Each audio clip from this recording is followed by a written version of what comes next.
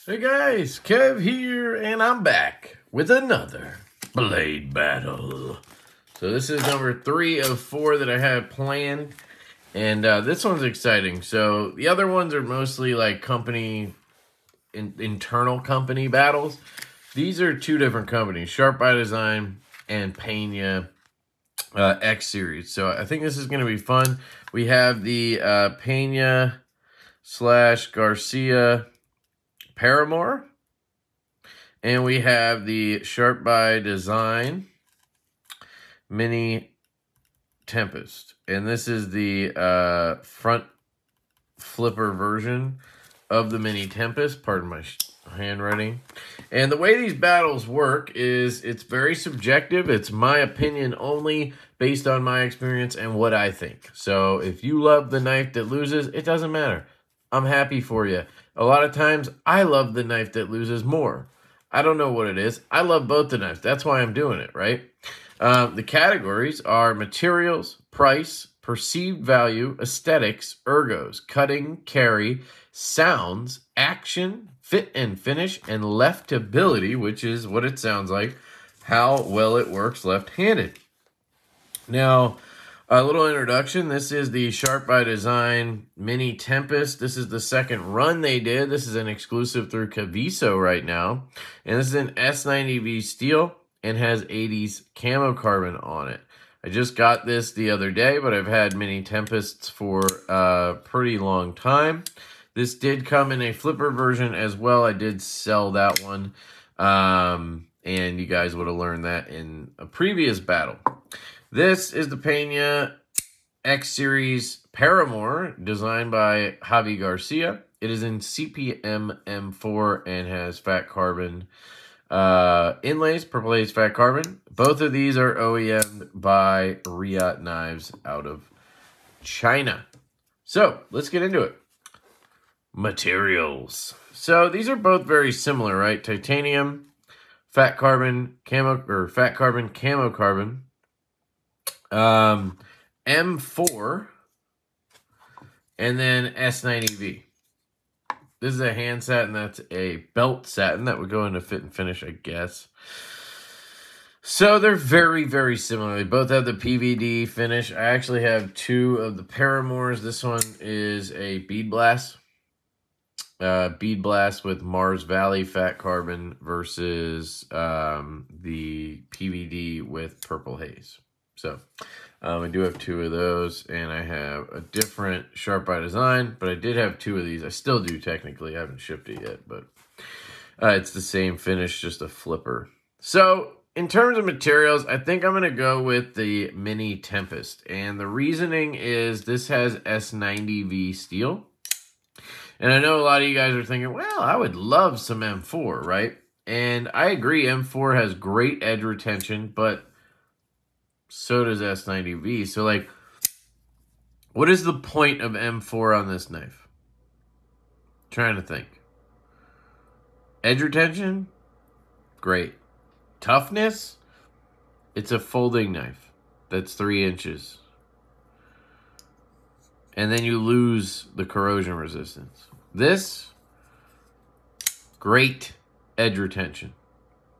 Good corrosion resistance. Not the best, but good. Stainless, at least. That's not a stainless, as I understand. And decent toughness. Not the best, for sure. I'd rather lose a little bit of toughness and get the corrosion resistance than have the toughness. I don't even know how tough M4 is. I just know it's good for edge retention.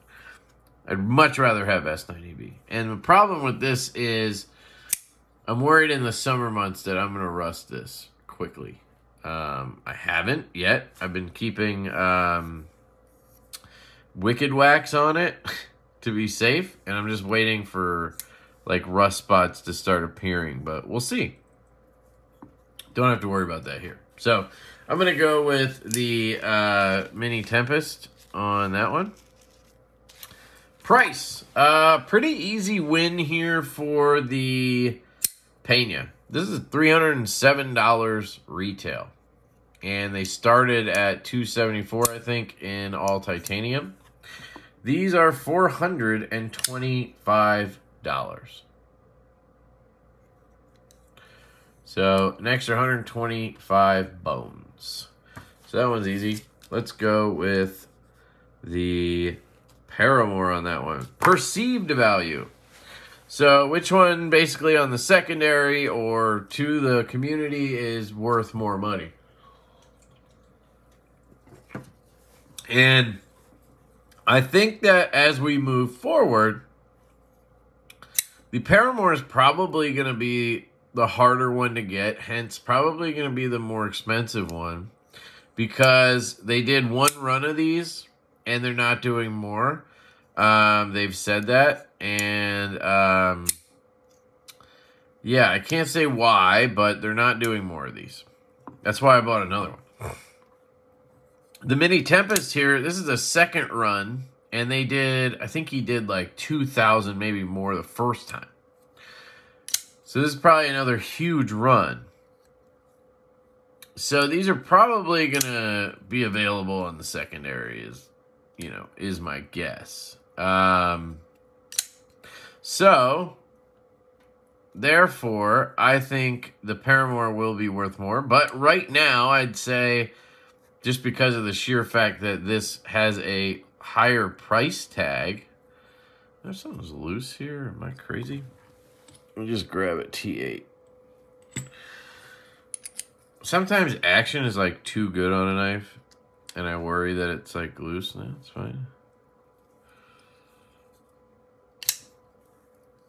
Yeah, it's just the lock bar movement. When I disengage, I can feel it down here, and then I'm like, oh, something's loose. Anyway, this one's tough. Yeah, I don't know, but I think perceived value-wise, they're both going to be around the same when it comes to like how much less than retail and stuff like that. But I'm going to go with the Sharp by Design for now, just because it's going to cost you more to get right now. Aesthetics. This one's, this is a pretty tough one. I've always loved the Mini Tempest design. The Paramour really speaks to me too. You guys know I love a sheep's foot blade. This knife has really taken over for me. I love it. I just really love it. I love the details. I love how that pivot sits so flush. I love the triple cutouts. I love the blade shape. I love the design of the clip. Don't love those relief cuts. I do like them aesthetically. This knife is just sexy, right? I mean, Brian the Doe just has a way about aesthetically designing a knife. He just does such a good job. Blade to handle ratio is on point. The way that blade shape comes up, this front portion here, the pivot, the 80s. The 80s really sets this knife off with the PVD handle. I mean, this is a really tough decision here for me. I love them both. I really, really love them both. This is hard, actually. I don't rehearse these, so I don't know ahead of time. That's not a great idea. There you go. I don't rehearse these, so I really don't know what I'm gonna say ahead of time. I think the Mini Tempest is just classically one of the most beautiful designs ever. I think Brian Nadeau just really, really hit it out of the park with this design. Now, I feel similarly about this, but I think I'm gonna have to go with the Mini Tempest. Ergos. This one's probably going to go to the Mini Tempest. Oh, Jesus. This one's probably going to go to the Mini Tempest as well. This is comfortable in my hand, but it is smaller. And when I squeeze, I can feel this back a little bit. I can feel the clip a little bit. And it's more squared, right? This knife has a nice contoured handle. Everything's sort of rounded and shaped. It's a larger knife. My full hand fits on there. I can choke up like this into almost a choil. And I just think it's a larger knife, and therefore also contouring and everything. It's just a more comfortable knife. So the Mini Tempest. Cutting. This one's going to go to the Paramour. I have cut with both of these. Not this specific one, but with a Mini Tempest. This has thicker stock in general. And then it's not the thinnest behind the edge. It's good, and it's sharp, and it's S90B, and they did a great job on it. But this thing really surprised me when I did some cutting with it, and it has that sheep's foot blade, so it's more versatile for me, for what I do. You know, and if I had to save my Slurpee, I could still pull it off with this. You know, it's comfortable in this reverse grip. The Mini Tempest is also, but I think the Paramour is a little more wieldable in a Slurpee scenario. But anyway, I'm going to go with the Paramour. I really enjoyed cutting with that guy. And I feel like with a belt satin, I'm also less worried about it. I just wipe it off. I don't know why. I feel like hand satin does maybe scratch a little easier or something. Maybe that's why I feel that way. I don't know. Carry. That one's going to have to go to the Mini Tempest, actually. Both of these guys are pretty well known for having issues with carry. Pena with these relief cuts, and this knife has them. It can be a bitch to get in your pocket, because it's like, and then pulling it out, it can be a pocket shredder. I've had really good luck with these Paramours, but I definitely feel it at times. I know what people are talking about. It's not a plague on the knife as it has been in the past with like the Moolah and stuff for me, but it's definitely there. Still carries well for me. Slim, sleek, all that good stuff. I carry it left hip pocket because I'm left-handed and I wear off-the-grid pants. But this knife, they did a great job updating this clip. I don't remember it being this good the last time around. So really impressed with what they did. They thinned the clip out, it seems like. It just has a little bit better spring to it, and it goes in pocket so smoothly. And then you just have, you know, 80s camo carbon. You're not hitting any of those corners. It does have the same kind of relief cuts, but you're not really hitting them. So I'm going to go Mini Tempest on that one.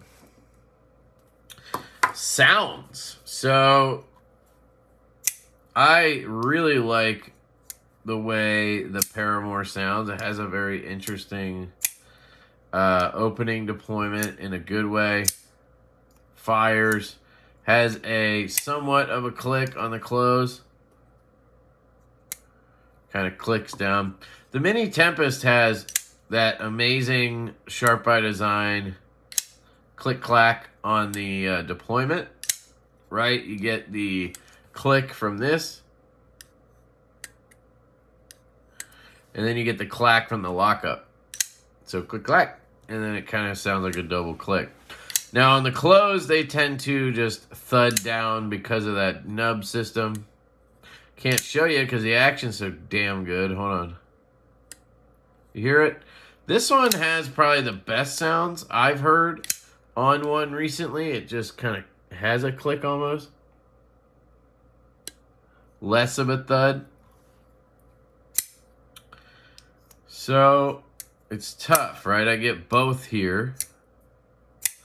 But I get an amazing acoustic on this. Like, do the acoustics stand out on the Paramour enough to...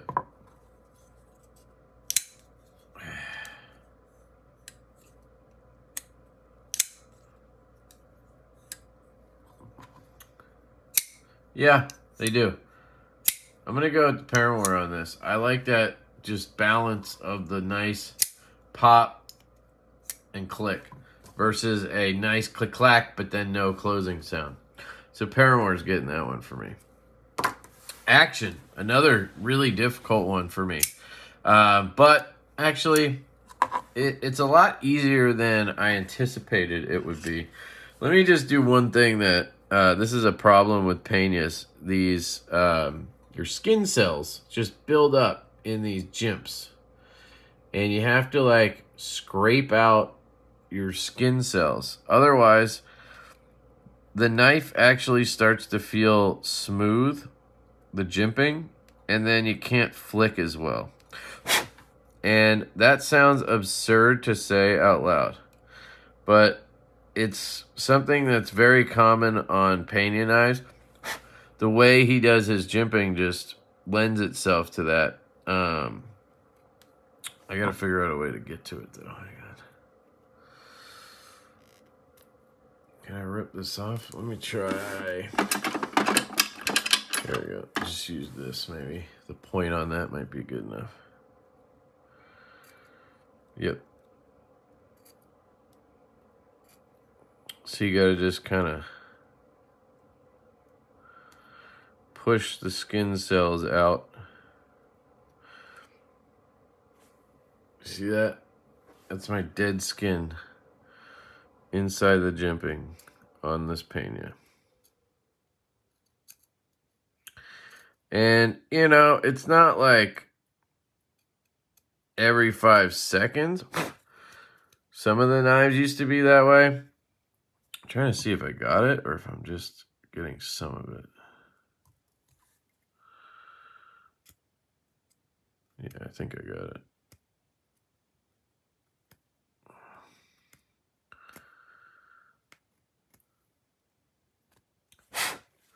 Anyway, so when that is nice and fresh, that jimping is pretty aggressive, which is why it picks up your skin.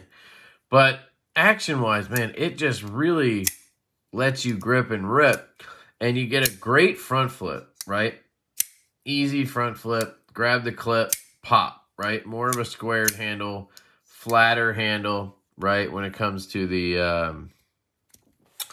contouring, there isn't any. And left-handed, I get such a good grip on this little guy, maybe because of the flatter scale, that I don't feel uncomfortable. I don't feel like I'm going to drop it. I can really rip it. I can still do the reach around the same way as I can right-handed, no problem. And it's super satisfying having those 2 ways to deploy it. Now, the Mini Tempest actually has 3 ways to deploy it for me. You have a pretty easy to get to fuller that you can reverse flick, especially on the drop points, and these newer ones seem even better. So you can flick it, right? And that does work left-handed. Not as well because I tend to be on the lock bar on accident, but as long as I'm not, that's fine. The front flipper is pretty traditional here. Now, the difference is this knife is larger. And honestly, it's not that mini. And for me, it's a little too large, so it's not the perfect lineup for me to get the front flip. And sometimes I'll miss it, and my thumb will like go over here, and that hurts.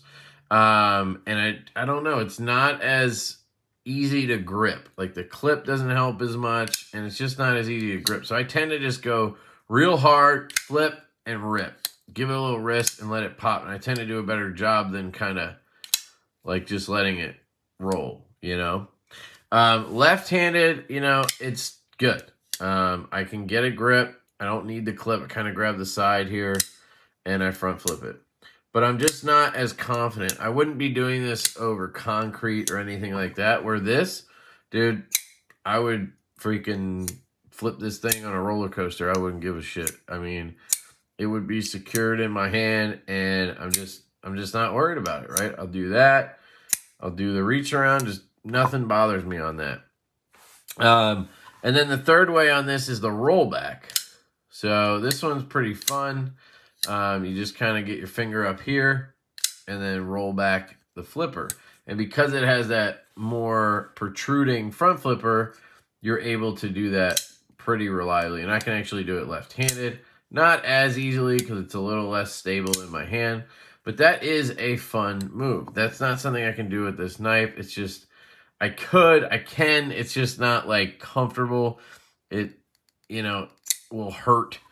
So for this one, I really just have the reach around and the traditional front flip, where this one I have 3. The difference is in how stable this feels in my hand. It just feels amazing in the hand. And left-handed, it feels way more confidence-inspiring than this does. And I honestly just like the front flipper action better. And I was surprised with that because I remember loving the front flipper on this knife. And I still do, but just not to the same extent. The Paramour has really taken over for me as my favorite front flipper. Then comes in the closing action, right? And with this guy, I have it tuned to drop down to my nail. I mean, it'll just keep going. It just hits my nail, though. And then smooth shake, and it's closed. I have 2 of these. They both feel pretty much the same.